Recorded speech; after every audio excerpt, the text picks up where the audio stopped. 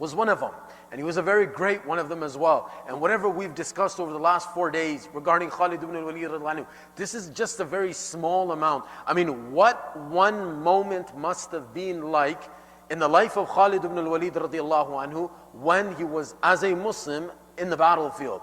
I mean, volumes of books can't translate this. Volumes of books can't express this, can't interpret this. So they're very, very great people. And it's sad, Khalid ibn al-Walid radiallahu anhu, just like everybody else, all of the other companions that we've discussed or we haven't discussed until now, that day came for him as well, where he had to go back to Allah subhanahu wa ta'ala. His being dismissed by Umar ibn al-Khattab radiallahu anhu, which we mentioned towards the end of yesterday's talk, his being dismissed. Now the best interpretation of this that I like the most is that Khalid ibn al-Walid radiallahu anhu was doing so much.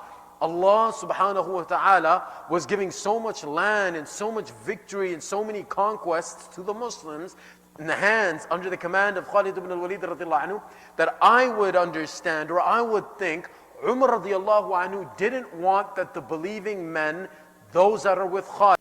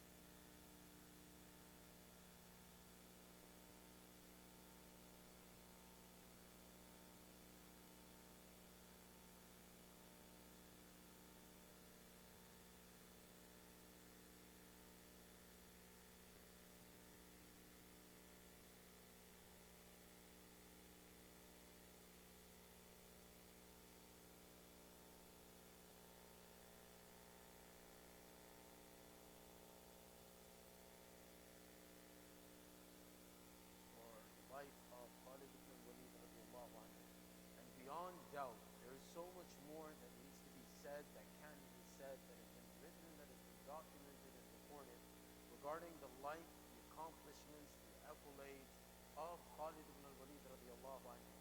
Similarly, all of the other companions that we have discussed, with our understanding, our feeble understanding, our meager understanding, this is only a little bit of who these people actually were. This isn't, as a matter of fact, even an iota of who these people were. These people were great people in the eyes of Allah subhanahu wa ta'ala.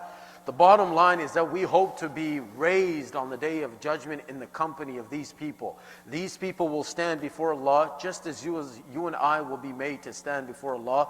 Imagine how rich these people will feel, though in this life they may have lived impoverished lives. Imagine which sense of honor, imagine the dignity that they will be honored with on the day of judgment by Allah subhanahu wa ta'ala. So they left this world and they left their names to carry on. And of course we remember them and we talk about them and we extend our love for them. And we have to teach our children who these people were. So whenever we have difficulties, we have problems, whenever we need to look up to somebody else, or whenever we need to take from the life of somebody else, whenever we need to understand something in this life from somebody else's perspective, from somebody else's angle, from somebody else's experiences, we look to the lives of these people. They are our examples. They are our benchmarks. Without the shadow of a doubt, though many of us, some of us might be thinking, how relevant is or are the lives of the companions of Rasulullah sallallahu alaihi wasallam in this day and age?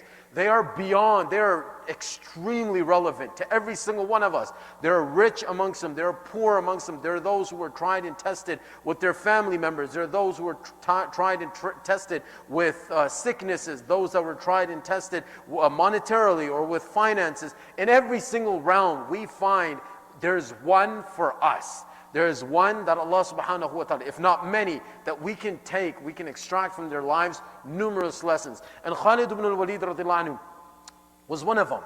And he was a very great one of them as well. And whatever we've discussed over the last 4 days regarding Khalid ibn al-Walid radiallahu anhu, this is just a very small amount. I mean, what one moment must have been like in the life of Khalid ibn al-Walid radiallahu anhu when he was, as a Muslim, in the battlefield.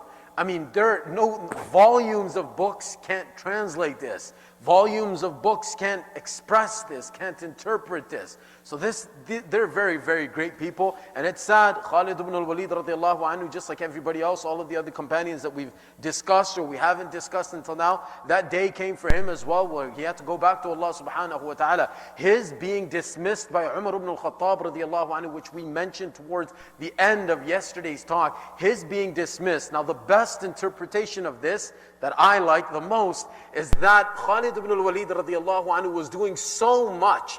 Allah subhanahu wa ta'ala was giving so much land and so much victory and so many conquests to the Muslims in the hands, under the command of Khalid ibn al-Walid radiallahu anhu, that I would understand, or I would think, Umar radiallahu anhu didn't want that the believing men, those that are with Khalid, and that the Muslims in general, start to attribute and ascribe greatness to Khalid ibn al-Walid radiallahu anhu himself.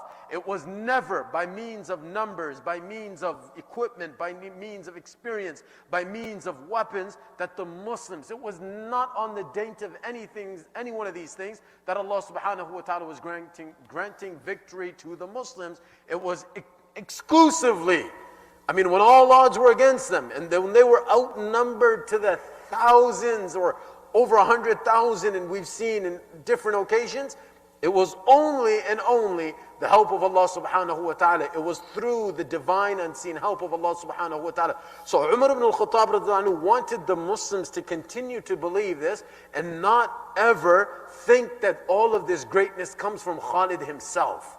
He wanted that greatness is attributed and ascribed to Allah subhanahu wa ta'ala alone. So this is one. Of course, the scholars have other reasons as well. They've mentioned why Khalid ibn al-Walid radiallahu anhu was dismissed by Umar ibn al-Khattab radiallahu anhu after Abu Bakr. Now this didn't happen, so Abu Bakr radiallahu anhu was still alive while Umar ibn al-Khattab radiallahu anhu had mentioned to him about Khalid ibn al-Walid. He had mentioned to him, he had told Umar ibn al-Khattab radiallahu anhu had told Abu Bakr Siddique radiallahu anhu that the sword of Khalid is too sharp. Not Khalid himself, but his sword is too sharp. Now this tells us there's a level of politeness, there's a level of honor, there's a level of respect for Khalid ibn al-Walid. Umar ibn al-Khattab radiallahu anhu, he's got no issue with Khalid ibn al-Walid. No, this is not it, definitely not. As a result of which why he's dismissed him and appointed in place of him Abu Ubaidah ibn al-Jarrah radiallahu anhu. There's nothing like this. But one reason we've already mentioned, and he would mention this to Abu Bakr as-Siddiq radiallahu anhu as well, maybe because Khalid radiallahu anhu, from head to toe, this individual was all about war. He was, when we look back into the incident where Rasul ﷺ appointed him to destroy the idol of Uzza, he destroyed, he annihilates, he eradicates the oil, that idol, and leaves absolutely no trace of it. And while he's busy just destroying this thing, this idol, Ya Uzzu kufranika la subhanak inni ra'aytu Allah qad ahanak. He's just, you don't deserve to be honored and praised.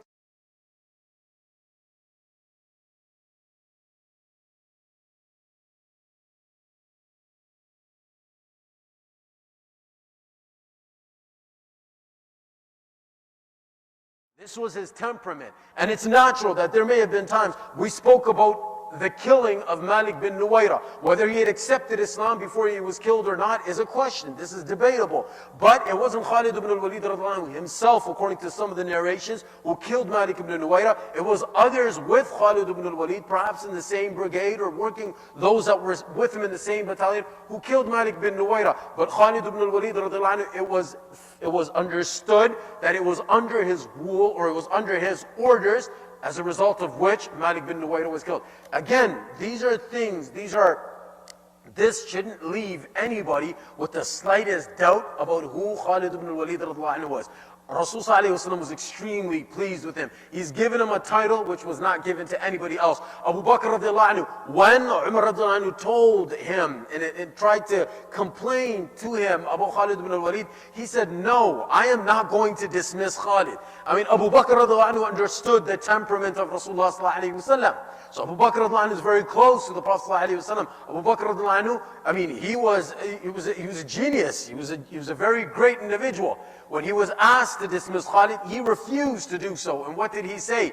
He said, this was a sword of Allah that Allah unsheathed against the disbelievers. I will never sheath this sword. I will never put this sword back inside of its cover. Allah subhanahu wa ta'ala had unsheathed him. He was the sword of Allah subhanahu wa ta'ala. So that time comes for Khalid ibn al-Walid radiallahu anhu. He had to leave the world. And just before he was leaving this world, he's addressing himself. He's telling those that are with him. He's saying, I can't believe that I participated in all of these battles. So many battles that he had participated in. They left so many scars of wounds, scars of he was gashed, he was so badly injured or wounded during these battles. But amazingly, I'm dying. Khalid ibn Walid says, I'm dying like someone who has never participated in war. Here I am dying on a bed. And he says these amazing words. He says, may the eyes of the coward never rest. Yes, Khalid ibn al-Walid's time has come. Every single one of us are mortal beings that have to go back to Allah. But that individual, even after me, was a coward. May that person never be able to sleep. And this is what they said about Khalid. They said he, the one who was sleepless himself, who wouldn't allow others to sleep. So Allah had just blessed him. He was a warrior. Some have said he was a Napoleon and a Genghis Khan and a Umar ibn al-Khattab, or a Napoleon and a Genghis Khan, and they put a bunch of these great, Alexander the Great or somebody else, they put a bunch of these great giant conquerors of the past and others, people that, these were great people. They put all of them together and equivalent to them and tantamount to all of them, one was Khalid ibn al-Walid radiallahu anhu alone. He had to leave this world, and his mom comes to him just as he is being buried inside of his grave while he's still there. She comes and she looks at his face and she says, "Oh my Khalid, there was thousands that had done what you have done, but there are very few that had done it the way you had done it." I'm paraphrasing exactly, of course, what she said. And then she says that if it's the valor and heroism of Khalid that people question me, oh, he was more courageous than even a lion protecting its cubs. And if it's his generosity, then Khalid radiallahu anhu's generosity was like a overwhelming torrential rain that comes down a mountain. So she's praising her son like this. He left this world before his own mother did, yes. And Umar ibn al-Khattab radiallahu anhu was of course there at the time too. And he was there for much of the final moments of the life of Khalid ibn al-Walid radiallahu anhu. And he was pleased with him. Though there was a difference amongst the two giant companions, but he was definitely pleased with him. And we'll come to find out just now exactly what I mean by this as well. So Khalid ibn al-Walid radiallahu anhu, he's being praised by his mom, and these are words of poetry that she's uttering at this time. Umar ibn al-Khattab radiallahu anhu attests, he says, yes, indeed everything that you say about him, that his mother had to say about Khalid, everything was definitely true. And Umar ibn al-Khattab radiallahu anhu had praised him. He had praised Khalid ibn al-Walid radiallahu anhu himself. He said that there is going to be no mother to give birth to a Khalid ibn al-Walid again. And if there is, perhaps there might be very few, but no mother will give birth to somebody the likes of Khalid ibn al-Walid radiallahu anhu again. That was it. The Ummah had one Khalid ibn al-Walid, that Khalid radiallahu anhu was gone. When he was finally buried inside of his grave, and his grave is still moist, even that horse that used to be mounted by Khalid ibn al-Walid radiallahu anhu, that same horse with which he did so much, I mean literally took down two of the then known superpowers of the world, the greats of Persia and Rome. These entire empires came down.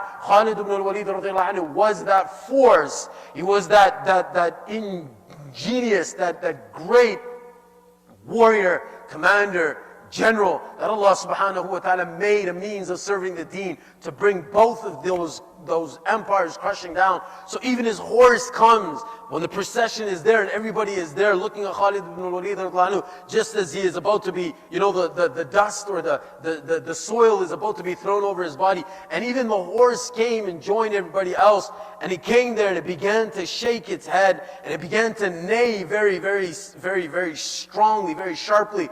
And then after this, the narrators have mentioned this. It's there in Ar-Rijal Hawla Rasul as well, if you want to look for it. The horse began to shed tears, knowing very well that there will be perhaps nobody in the world after Khalid ibn al-Walid that will mount that horse, that will be able to do for this ummah what was done for this ummah by none other than Khalid ibn al-Walid radiallahu anhu. Even the horse appreciated the status and the accolades and the triumph and the glory of Khalid ibn al-Walid radiallahu anhu, just as Khalid ibn al-Walid radiallahu anhu he had been buried and he was on the verge of the soil being put over his Mubarak body. Anyhow, when he leaves this world, just before he left, yes, he did mention something. And these are also amazing words, amazing words. He said, the most beloved thing to me is what? What is the most beloved thing to Khalid ibn al-Walid radiallahu anhu?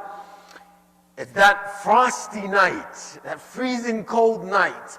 I and an infantry of mine, of a group of muhajirun, those who had emigrated with the Prophet ﷺ, we know that by now, from Mecca to Medina. So I and this infantry of mine, a group of muhajirun, on a freezing cold night, just waiting for the next morning to attack the disbelievers.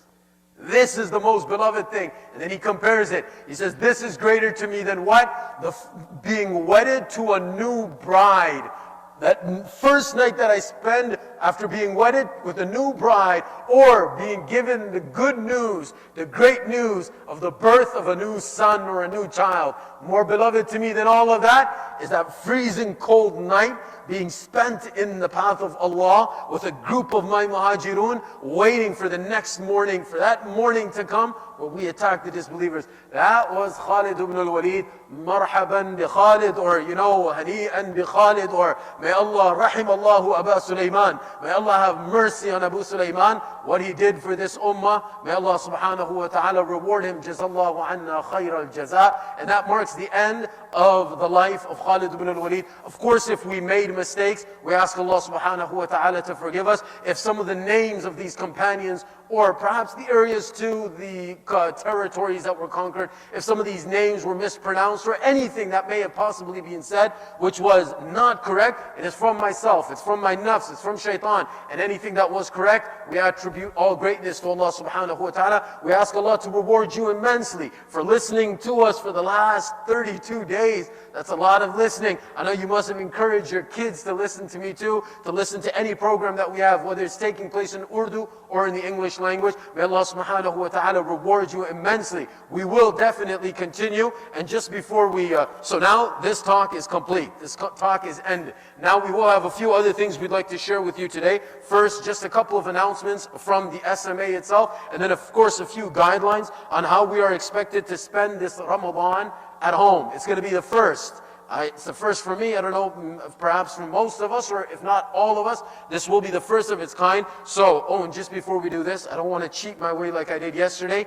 One of the brothers messaged me yesterday. I knew there were 18 names, but I only ended up counting 17. So the brother said, brother, I think you forgot the last name, Al-Fattah. And I did. I promise I didn't do it intentionally. I'm not trying to cheat my lesson. If there's any teachers that are watching, I'm sorry, I do apologize, but now we can begin with the names. So, the lecture is over.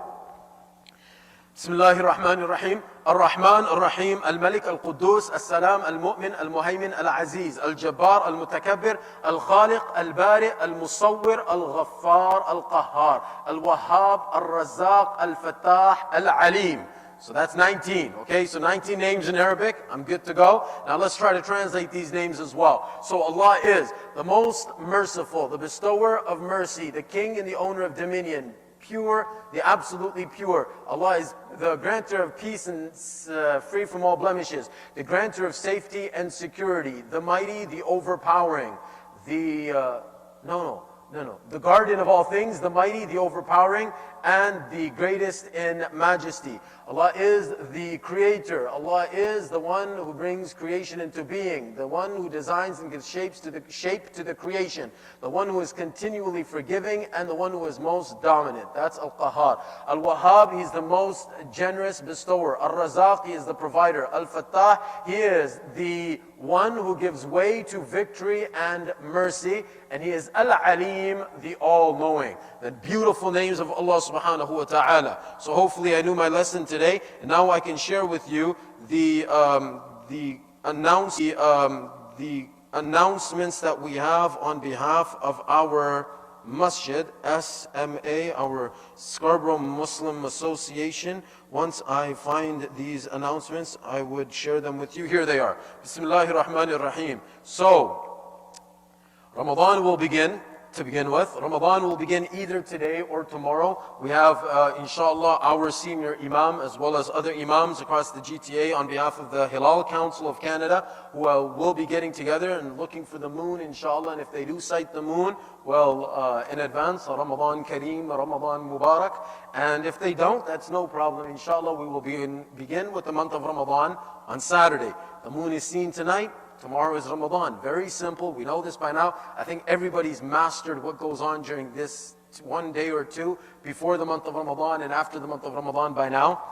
Hopefully that's a good thing. But anyhow, so if Ramadan begins tomorrow, wonderful and excellent. And if he doesn't, Saturday it is. So inshallah they will be meeting, like I just mentioned, tonight, and they will announce their decision whenever it is made.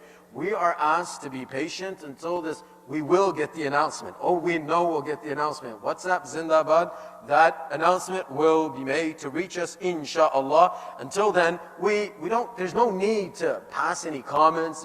Just keep calm. Ramadan is going to come. Oh, one brother messaged me. One brother messaged me a few days ago and he said, brother, is Ramadan canceled? I said, Inna lillahi wa inna ilayhi rajiun. I actually thought he was joking, but there was no indication of a joke in the message. Ramadan is not canceled. No, yes, performing salat in the masjid just now, temporarily, as in the same great congregation that we used to perform the salat, congregation jama'ah. So that's being temporarily, it's not happening. But Ramadan will never, inshallah, until the day of Qiyamah. Ramadan in itself and the beauty that comes with Ramadan and the fasting of Ramadan and the praying of Ramadan by night and all of this is still intact and it's still there. So no, Ramadan is not cancelled and inshallah Ramadan will continue. So when the decision is made, inshallah, we will be informed. The decision can be soon or it can be as late as sunset in California. So look at it this way. If we're having sunset here in Toronto nowadays at approximately 8:10, if at 8:10 is sunset in Toronto, California is, if I'm not mistaken, 4 hours behind us. That time zone falls 4 hours behind ours. So it's possible that 4 hours after our sun goes down here in Toronto, 4 hours after this, we could still, so we can basically wait, we can end up waiting until midnight. I know for my young friends, that's not a problem. We don't go to sleep until 1 or 2 anyways. I'm not promoting it, but if it's happening, hopefully it stops. Oh, I'd like to mention, I might mention this later on when speaking about the guidelines of how to spend Ramadan and try to make the best of it. If I have this disease, it's a disease. Not going to sleep on time is a very big problem. Early to bed, early to rise makes us healthy, wealthy, and wise. That's actually a pretty healthy, wealthy saying. But anyhow, and a wise one. However, if we have this problem of going to sleep very late, you may as well just stay up the entire night. You may as well just recite Quran and perform some salat and make some dhikr and make some dua and you'll be fresh and up for suhoor. We'll mention a little bit more about suhoor and its benefits tomorrow as well. But you may as well just do that. If you're going to be going to sleep at 2 or 3 o'clock in the morning and you're going to be fighting to wake up for suhoor at 4, especially if you have one of those big suhoors, like Sheikh Zakaria rahimahullah mentioned. We have such a big suhoor and a futur, sahri and iftar, that it defeats the whole purpose of our fasting. If we're having one of those suhoor, and again, I'm not demoting that, well, we should try not having a suhoor so big, but in that case, you may as well just stay awake. Because that suhoor takes quite a bit of time to eat and to digest and to let it settle and then, so we may as well just stay up the whole night. But anyways, let me stick to the announcements for now before I get another announcement. Because this is on WhatsApp. I might just get another message from here telling me we need to hurry up. So the decision could be soon or it could be late. Their decision will be broadcasted via our Twitter feed. So please stay tuned. Twitter, displayed on our website. I've shared the link to the website with quite a few people, and mashallah, we have 1 group, 2 group, 3 group, I think maybe even the 4th group was up and running, WhatsApp groups, so inshallah you will be informed. I'm sure somewhere from somehow we will get the message across, and we will be messaged through our WhatsApp networks. If you would like to sign up to our WhatsApp group, these are the groups I was making mention of, please click the link on our website at www.smacanada.ca. Very easy. smacanada.ca. So you go there, you'll find the link to our WhatsApp group, and once you do, on the website you find the link. Inshallah, feel free to join. Or you can click the link below the video screen. The link below the video screen. As the masjids, so perhaps the video that we watch when we're live streaming. As the masajid are closed, they're still closed, we encourage one and all to perform Salatul Taraweeh at home. One of the brothers just messaged me a little while ago, a couple of hours ago, if we can perform Salatul Taraweeh at home. Yes, definitely you can perform Salatul Taraweeh at home. As a matter of fact, it's known, it's recorded, it's good, it's great. You don't want to we don't want our homes to be like graveyards. We want to establish a'mal, activities, great activities that were established in the masjid. We want to take those activities that were established in the masjid and bring them to our homes. Yesterday I was calculating to myself, it's been approximately 30 days since we were not allowed to come to the masjid to perform our salat in jama'ah. It's been approximately 30 days. And we've been, by the mercy of Allah, I don't say this to boast, I don't say this to, no, by Allah's mercy, well, I have to do it anyways. My father's not going to give me a choice. We have to perform salat in jama'ah at home. Every single salat, from Fajr till Isha. So we've been praying 5 salats at home every day. 5 by 30, 150 salats we've performed at home. These are fard salats. boy, I hope, Rasulullah is mentioned in a hadith, and I'm mixing whatever I wanted to discuss now and what I have on the sheet to discuss, a few more guidelines, and whatever we're going to discuss tomorrow as well. Until my time's up, I'll go over time, of course, but just a few things I'd like to share. Rasulullah has mentioned that these gatherings in which Allah is mentioned, Allah is remembered. For instance, the masajid, where Allah is praised, where Allah is glorified, where Allah is remembered. These gatherings and these masajid, but it's not exclusive to the masajid, these shine onto the inhabitants of the heavens. Just like the stars shine onto the inhabitants of the earth. So when we go and we see stars, and people do this, it's a thing. People go stargazing. So angels go the gathering gazing, the special gatherings of dhikr gazing. And guess what? So alhamdulillah, the masajid to a certain extent might have a brother or two, maybe 3 or 4, performing salat, whatever have you. But we have an opportunity to establish those gatherings in our own homes. And then the angels, they rush to these gatherings, literally. Like they rush to these gatherings and they pile over one another until they get to the mighty arsh of Allah. This is what we're doing with our homes. Look at it on the bright side of things. Look at it optimistically. This is great.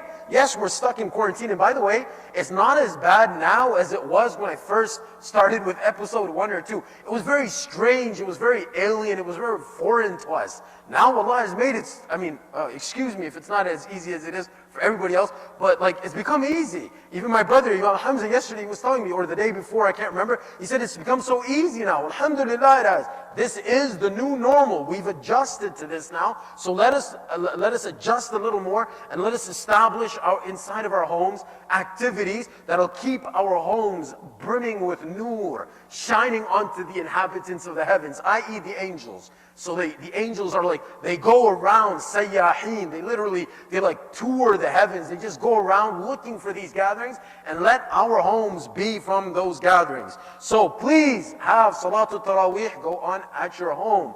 Of course, with the recitation of the Holy Quran though. You have to recite Quran. As long as you've memorized even a good amount of the Holy Quran, with whatever chapters of the Holy Quran we've memorized, and this is why whenever we used to go out in the path of Allah, we used to encourage every day, we used to sit in the halaqah of the surahs. We used to sit in a circle, 2 of us, 3 of us, with one of us being well versed in the recitation of the Holy Quran. And we used to encourage one another to perfect our recitation of the Holy Quran. We don't expect anybody in 3 days to memorize the Holy Quran or to perfect its recitation. No, but we just wanted to encourage people, encourage one another to go back home and take some of your time to learn to pronounce the words and the letters of the Holy Quran correctly. This is when it comes in hand. Now we can make good use of that time that we used to, whether we were doing it in Jama'ah, whether we were doing it with the imams in the masajid, whether we were doing it via Skype online overseas, whatever it was, now it's the time for all of that to come into great use. I myself had so many brothers ask me about reciting the Holy Quran, performing Salatul Taraweeh. If you've got, alhamdulillah, I'd be glad to share with you a few of the rules that apply to somebody that leads the prayer. Of course, we'd be glad. Your own imams, for those of us that are not from the vicinity of this masjid, your own imams would be glad to share it with you. The few rules that apply to someone that leads the congregation, that leads the salah in jama'ah, we'll be glad to share all of this with you. But the Quran has to, of course, still be recited. So we recite whatever portion of the Holy Quran that we know. The more intricate details of this, feel free to message me. I know the 250 of you that I have on my broadcast list, you can feel free to message me anytime. One of the brothers asked me, you must be busy on WhatsApp. I said, honestly, I hate being busy on WhatsApp. But because I message 250 people, of course, these people are going to be messaging me things too. And sometimes they want me to read or watch the most mind-boggling things. But out of courtesy, of course, if it's appropriate and it's not going to take too much of our time, we have to, watch it. And sometimes they want us to give them a review. They want us to give them our views and so on and so forth. Anyhow, back to the announcements.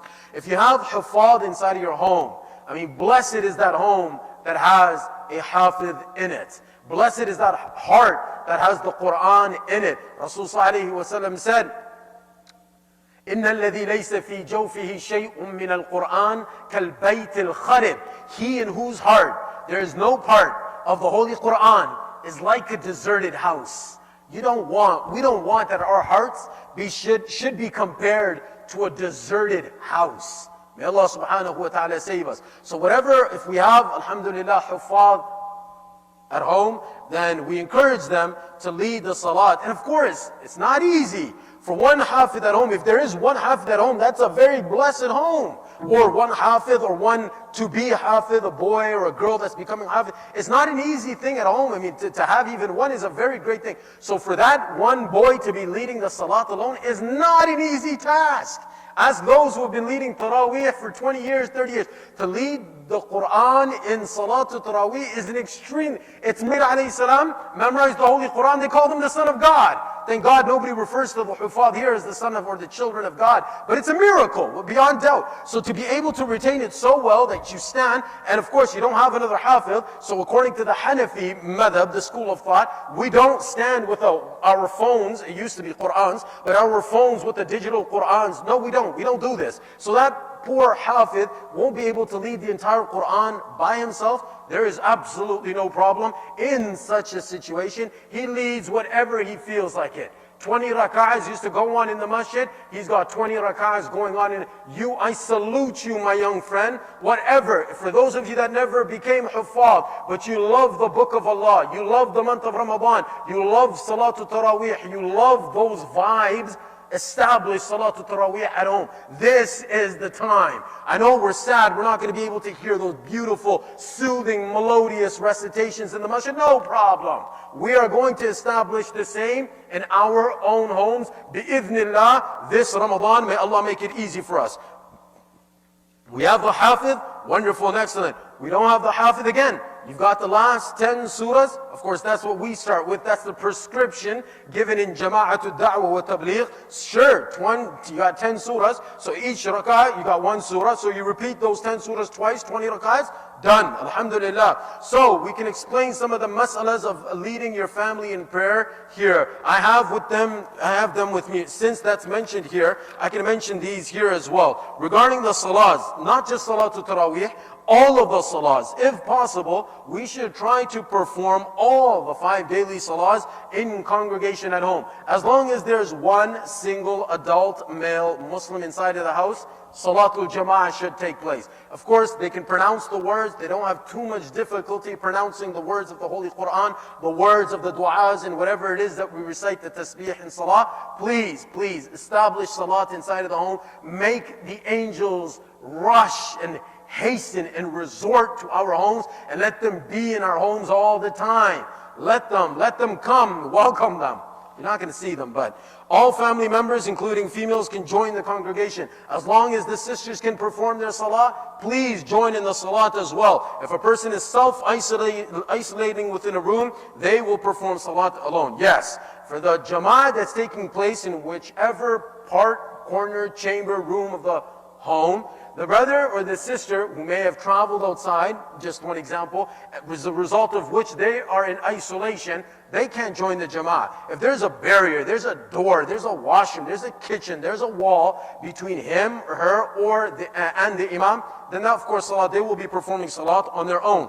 The imam must be a male, mature, baligh person, as was mentioned earlier. The females will always stand behind the males in a separate row. Whether there is one female or more females, they will always stand behind the imam. We have a few scenarios here as to how the salat is to be led by the male, and of course the iqtida, the following, is done by the female. We'll mention those just now as well. Females will always stand behind, they will too, but the males will always stand behind the male imam, unless there's one male, in which case he will stand to the right of the imam with his heels slightly behind the imam's heels. You must, for those of us who've been coming to the masajid, mashallah, frequently, you must have seen this happen all the time. If there's only 2 males, so one is male imam and one is the male follower, then in this case, regardless how many females there may be in the back as well, but if there's only 2 males in the congregation, the one male who is leading will stand, and right next to him on his right, On his right will be standing the one who is following, just a little behind him. So the following table illustrates this with some examples. So if there's only one imam, of course, there's always one imam. If there's an imam and only one male, then the male will stand to the right of the imam, just as we were told now. To the right, keep this in mind, to the right. I was confused about this for a very long time. So, and now if there's an imam and only one female, for instance, a couple, a husband and a wife, then, or it could be anyone, any imam and one female, any female, the female will stand in a row behind the imam, okay? Now, scenario number 3, if there is an imam and 2 males or more, then in that case, the 2 males will stand in a row behind the imam. They won't stand to either side of the imam, unless there is a very shortage of space. If there's not enough sufficient space for a complete entire row to be made for those 2 males alone, and perhaps another one for the females in the back, then those 2 males can stand on each side of the imam. So if there's an imam and 2 females, it's very simple. There's the imam in the front and the 2 females in the back. If there's an imam, 1 male and 1 female. Now the male will stand to the right of the imam, and the female will stand alone in a row behind the imam. And now if there's an imam, 2 males, 2 females, you've got it now already. Males will stand in a row behind the imam. So you've got the imam, then the 2 males behind the imam, and then the 2 females behind the 2 males behind the imam. So if the room is small, like was mentioned earlier, non-mahram females, okay, of the family can join in the congregational salah as long as there is 1 female in the congregation who has a male mahram in the congregation. To make us understand this a little easier, for instance, so if there's a non-mahram female, a non-mahram to me would be if there's my brother's wife. My brother's wife, if she would like to join the congregation, the jama'ah at home,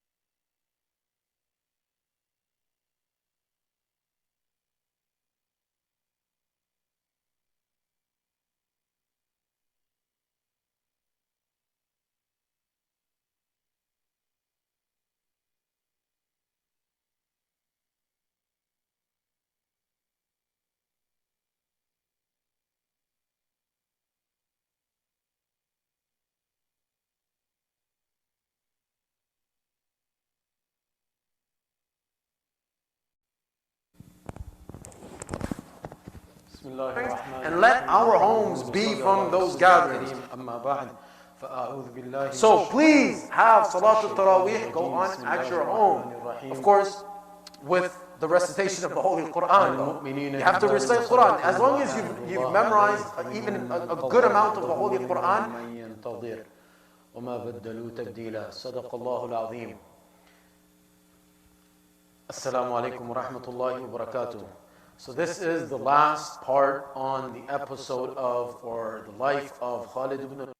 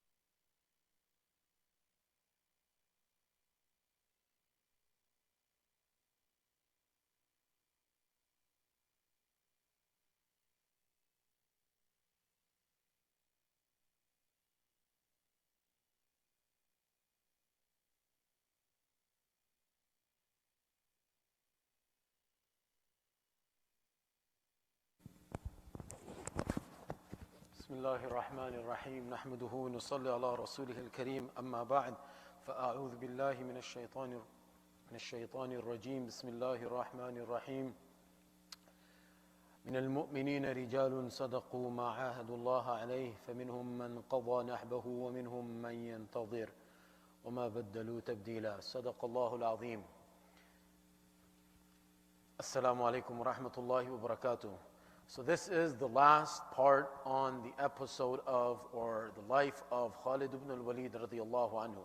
And beyond doubt, there is so much more that needs to be said, that can be said, that has been written, that has been documented and recorded regarding the life, the accomplishments, the accolades of Khalid ibn al-Walid radiyallahu anhu.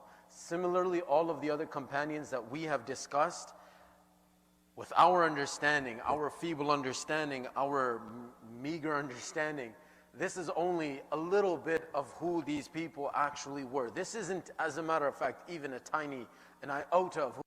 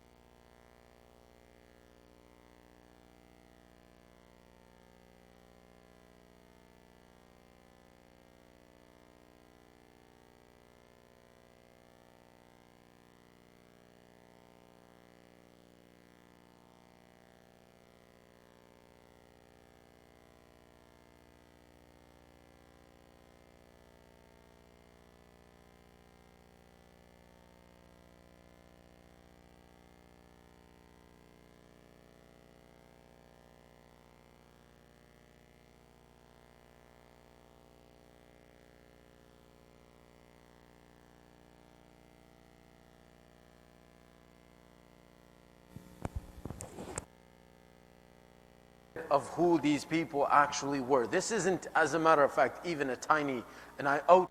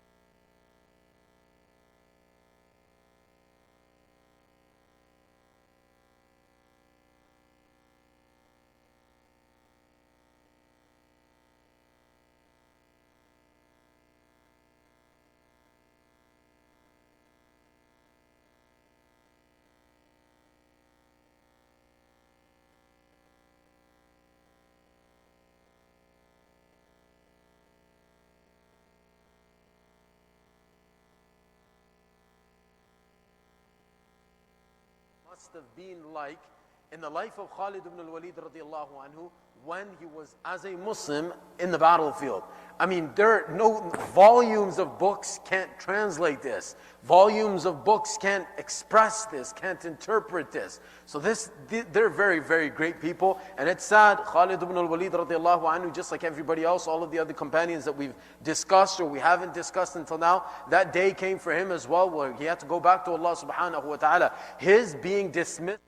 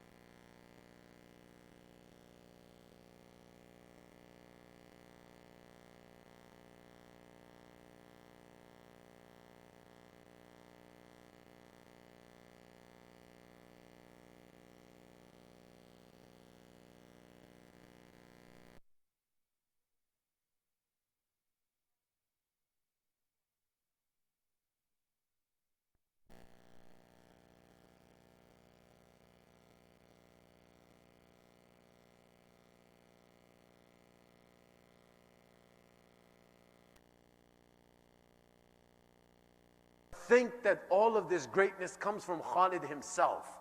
He wanted that greatness is attributed and ascribed to Allah subhanahu wa ta'ala alone. So this is one, of course, the scholars have other reasons as well. They've mentioned why Khalid ibn al-Walid radiallahu anhu was dismissed by Umar ibn al-Khattab radiallahu anhu after Abu Bakr. Now this didn't happen, so Abu Bakr radiallahu anhu was still alive while Umar ibn al-Khattab radiallahu anhu had mentioned to him about Khalid ibn al-Walid. He had mentioned to him, he had told Umar ibn al-Khattab radiallahu anhu had told Abu Bakr Siddique radiallahu anhu that the sword of Khalid is too sharp. Not Khalid himself, but his sword is too sharp. Now this tells us there's a level of politeness, there's a level of honor, there's a level of respect for Khalid ibn al-Walid. Umar ibn al-Khattab radiallahu anhu, he's got no issue with Khalid ibn al-Walid. No, this is not it, definitely not. As a result of which, why he's dismissed him and appointed in place of him Abu Ubaidah ibn al-Jarrah radiallahu anhu. There's absolutely there's nothing like this. But one reason we've already mentioned, and he would mention this to Abu Bakr Siddique radiallahu anhu as well, maybe because Khalid radiallahu anhu, from head to toe, this individual was all about war. He was,